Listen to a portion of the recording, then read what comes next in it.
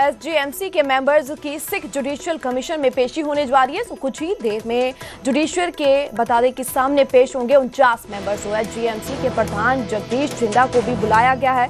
बलजीत सिंह दादूवाल की भी यहाँ पे पेशी होने जा रही है। सो एसजीएमसी के उप प्रधान गुरमीत सिंह ने याचिका डाली है। सो कुछ देर में जुडिशरी के सामने पेश होंगे 49 मेंबर। सो फिलहाल आपको बता दें कि क्या कुछ ये पूरा मामला है। ऐसे में बजट को लेकर ये मामला सामने आया है, जहां पे एचएसजीएमसी ने 104 करोड़ का बजट पास किया था, जिसके बाद जगदीश झिंडा की अध्यक्षता में बजट पास हुआ। बजट मीटिंग में कई सदस्य शामिल नहीं हुए। तो इसी के साथ हमारे संवाददाता उमेश शर्मा हमारे साथ लाइव जुड़ चुके हैं। उमेश, आज ये पेशी होने जा रही है, 49 मेंबर पेश होंगे। ऐसे में क्या कुछ फिलहाल अब तक की जानकारी? देखिए, बजट से रिलेटेड ये इशू है, क्योंकि जो 7 जनवरी को मीटिंग हुई थी गुरुद्वारा प्रबंधक समिति की प्रबंधन की, उसमें बजट पास किया गया था 104 करोड़ के तकरीबन। लेकिन उसके बाद जो हुई बलजीत सिंह दादूवाल उनका ग्रुप है, उन्होंने कहा कि ये कोरम नहीं पूरा था, इसलिए जो बजट पास किया गया वो गलत है, वो सही नहीं है। वही विवाद गहराता गया और अब फाइनली सिख गुरुद्वारा जो कमीशन है चंडीगढ़ सेक्टर 17 में हम लोग इस समय मौजूद है, वहाँ पर 49 मेंबर जो हैं वो पेश होंगे कमीशन के सामने। और जो विवाद है, क्योंकि कमीशन के सामने आ गया तो कमीशन इस पर फैसला लेगा। फिलहाल कुछ सदस्य आप देख सकते हैं तस्वीरों में यहाँ पहुँचे, लेकिन अभी क्योंकि टाइम 12:30 तक के तकरीबन जो बाकी सदस्य भी हैं वो शायद पहुँचें, और उसके बाद कमीशन इस पर क्या फैसला लेगा, किस तरह से कमीशन आगे इस विवाद को हल करता है, इस पर नजरें रहने वाली हैं।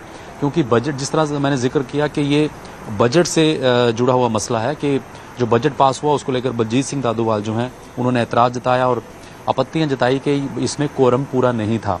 तो इसलिए सारा विवाद गहराता अब सिख जो कमीशन है, सिख गुरुद्वारा कमीशन जो है वहाँ पर आ गया है, और वहाँ पर जो उनके चेयरमैन हैं वो इस पर फैसला लेंगे। इसलिए कमीशन के सामने आज सभी 49 जो मेंबर हैं, 49 मेंबर वो पेश होंगे और अपनी बात रखेंगे। उसके बाद कमीशन इस पर देखेंगे कि क्या फैसला लेगा, आज कोई फैसला होता है या आने वाले समय में कोई फैसला होता है या एक और हीयरिंग होगी। यानी कि तमाम जो एक कानूनी पहलुओं पर गौर करेगा कमीशन, उसके बाद ही कोई फैसला इस पर हो पाएगा। फिलहाल जो तस्वीरें आप देख रहे हैं, कुछ सदस्य जो हैं यहाँ पर पहुँचना शुरू हो गए हैं।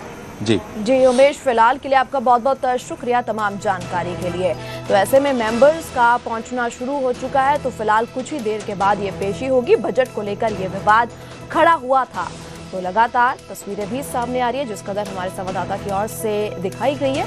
तो बजट को लेकर सवाल उठाए गए थे, जहाँ पे दादूवाल और गुरमीत सिंह की ओर से। फिलहाल अब ये आज पेशी होने जा रही है और 49 मेंबर यहाँ पे पहुंचेंगे।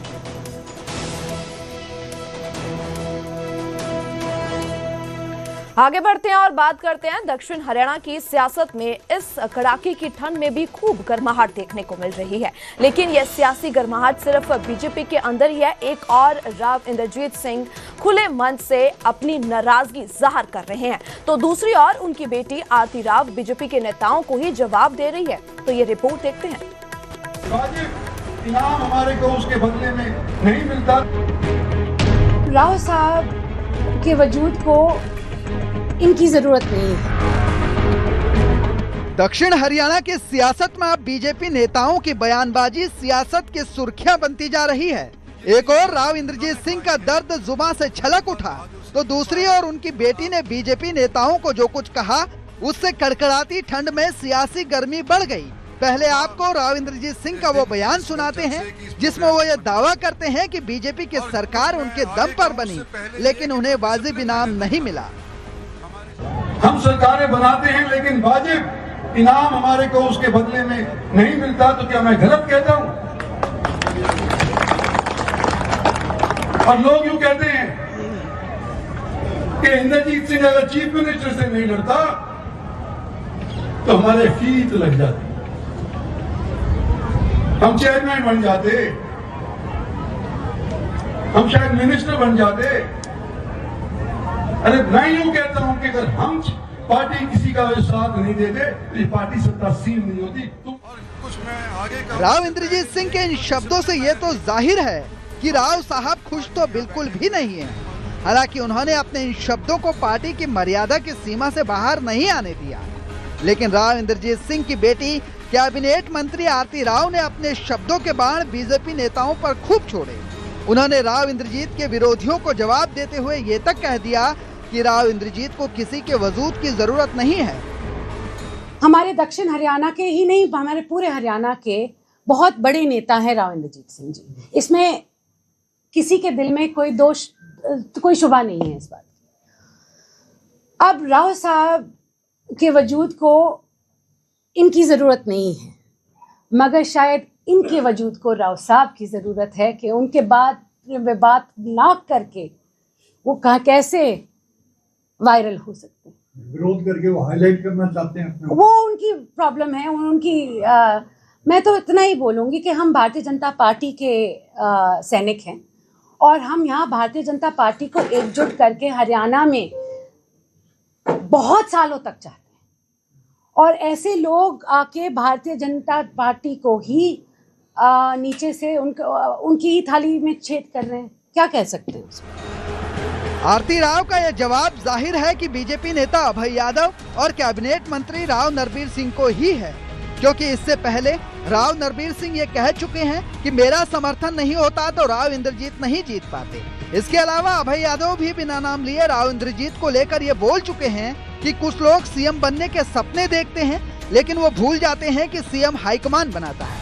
वहीं आप कैबिनेट मंत्री आरती राव ने पलटवार करते हुए ये कह दिया है कि राव इंद्रजीत को उनके वजूद की कोई जरूरत नहीं है। ऐसे में अब हरियाणा में बीजेपी नेताओं के बीच छिड़ी ये जुबानी जंग विपक्ष के लिए भी एक बड़ा मुद्दा बन गया है, जिस पर सियासत अभी होनी बाकी है। Bureau report, news 18 Punjab Haryana. तो इसी के साथ हरियाणा में अपराध के मुद्दे पर इस समय खूब सियासी वार पलटवार देखने को मिल रही है। कांग्रेस विधायक को मिली धमकी के बाद कांग्रेस सरकार को निशाने पे ले रही है, तो वहीं बीजेपी ने भूपेंद्र हुड्डा को ही गैंगस्टरों का सरगना बता दिया है। देखते हैं इस रिपोर्ट में। अगर हमारे विधायकों को कॉल है, पहले भी आ रही है, डॉक्टरों को कॉल आ रही है, उद्योगपतियों को कॉल आ रही है, व्यापारियों को कॉल आ रही है। भूपेंद्र हुड्डा ने तो हर चीज के गैंग बना रखे हैं। वर्करों को गैंग अलग है, दंगा करने वाले गैंग अलग है, दंगा फैलाने वाले गैंग के सर।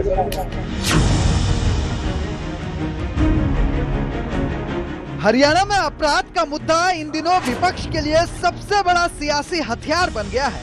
विपक्ष के इसी सियासी हथियार को धार तब मिली जब कांग्रेस के ही एक विधायक को जान से मारने की धमकी मिल गई। ये धमकी बादली से कांग्रेस के विधायक कुलदीप वत्स को मिली है। धमकी देने वाला उत्तर प्रदेश के कानपुर का बदमाश संतलाल यादव है। संतलाल ने करीब 10 मिनट तक विधायक को भद्दी गालियां दी और फिर बम से उड़ाने की धमकी दे दी। बताया जा रहा है कि धमकी देने के पीछे की वजह कुलदीप वत्स का जेल में बंद संत रामपाल की प्रशंसा करना है। कांग्रेस विधायक को मिली इस धमकी के बाद हरियाणा कांग्रेस के नेताओं ने सरकार और कानून व्यवस्था दोनों पर सवाल उठाने शुरू कर दिए। कांग्रेस सांसद दीपेंद्र हुड्डा ने सरकार को कानून व्यवस्था के मुद्दे पर घेरते हुए कहा कि हरियाणा में विधायक या डॉक्टर कोई सुरक्षित नहीं है, यहाँ सिर्फ गैंगस्टर ही सुरक्षित है। अगर हमारे विधायकों को कॉल है, कॉल्स आ रही है, पहले भी आ रही हैं, डॉक्टरों को कॉल आ रही है। कौन से शहर में आप बताओ डॉक्टर? उद्योगपतियों को कॉल आ रही है, व्यापारियों को कॉल आ रही है। आप जो है पलायन हो रहा है, व्यापारी पलायन कर रहा है, डॉक्टर पलायन कर रहे हैं। मैं आपको नाम की सूची, कईयों को तो आपको ही पता है, नहीं देना चाहते हम, क्योंकि फिर वो बेचारे और ज्यादा, लेकिन कई आपको पता है किस तरह की क्या स्थिति चल रही है। तो ये तो पूरी तरीके से सरकार की जिम्मेदारी है और उसका सबसे बड़ा कारण ये है, नायब सैनी जी के हाथ में बागडोर की चाबी पूरी नहीं है। एक कारण ये भी है, अफसर कहीं और जाते हैं दिल्ली ट्रांसफर पोस्टिंग कराने, एक मंत्री, केंद्रीय मंत्री है दिल्ली में, उनके पास अफसर वहां जाते हैं, तो जब जवाबदेही अफसरों से नहीं ले पाए मुख्यमंत्री जी। वहीं कांग्रेस के कानून व्यवस्था पर उठाए जा रहे इन सवालों के जवाब में बीजेपी के प्रदेश अध्यक्ष मोहनलाल बड़ौली ने कांग्रेस को ही लपेटे में ले लिया। उन्होंने भूपेंद्र सिंह हुड्डा को गैंगस्टरों का सरगना बताते हुए ये तक कह दिया कि भूपेंद्र सिंह हुड्डा खुद का ही गैंग चला रहे हैं, कानून व्यवस्था का पट्टा बैठा। उनका सरगना फिर भूपेंद्र हुड्डा ही होगा, उसके पता है तो गैंग है, उसमें गैंग भूपेंद्र हुड्डा ने बना रखे हैं। भूपेंद्र हुड्डा ने तो हर चीज के गैंग बना रखे हैं। भर्ती रोको गैंग अलग है, दंगा करने वाले गैंग अलग है, दंगा फैलाने वाले गैंग, उन्होंने तो गैंग बना रखे हैं, गैंग के सरगना। विपक्ष और सरकार के बीच कानून व्यवस्था को लेकर छिड़ी इस सियासी बहस में सवाल पुलिस की कार्यप्रणाली पर ही खड़े होते हैं। हरियाणा में पिछले कुछ हफ्तों में जिस तरह से कई सनसनीखेज हत्याएं हुई हैं, उससे प्रदेश की कानून व्यवस्था सवालों के घेरे में आ गई है।